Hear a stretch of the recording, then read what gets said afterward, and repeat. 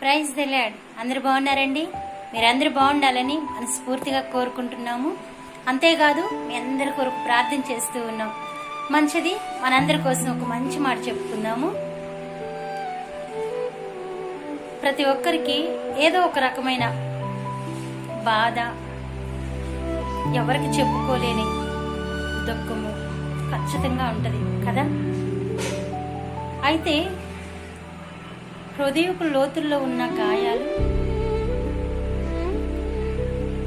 మన దేవునికి మాత్రమే చెప్పుకోగలం. ఎందుకంటే ఆయన వినేవాడు మాత్రమే కాదు, అర్థం చేసుకునేవాడు. అర్థం చేసుకొని ఆ పరిస్థితి నుండి నిన్ను, నన్ను, మనలందరినీ కూడా విడిపించగలిగిన సమర్థుడు.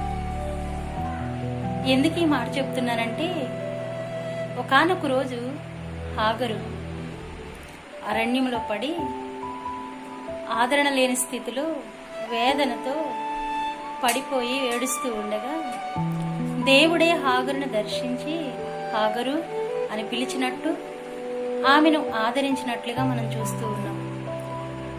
అప్పుడు హాగరు కూడా దేవునితో ఒక మంచి మాట మాట్లాడుతూ ఉంది. ఏమంటుందంటే, చూచుచున్న దేవుడువయ్యా అని పలికింది. హల్లెలూయా. నిజమేనండి, ఆగరు అరణ్యంలో ఉన్నప్పటికీ దేవుడు ఆగరును, తన కుమారుని విడిచిపెట్టలేదు. తన పరిస్థితిని దేవుడు మాత్రమే అర్థం చేసుకున్నాడు. అందుకే ఈ రోజుల్లో హృదయపు లోతుల్లో ఒకవేళ నీకు గాయాలు ఉన్నాయేమో, కానీ మనుషులు ఎవ్వరూ అర్థం చేసుకోవటం లేదా అని నువ్వు బాధపడుతున్నావేమో, కానీ ఆయన మాత్రం చూచుచున్న దేవుడిగా మనకున్నాడు.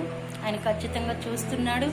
దాని నుండి మనల్ని అర్థం చేసుకొని విడిపించగలిగిన సమర్థుడు మాత్రం ప్రభు అయిన యేసుక్రీస్తు మాత్రమే.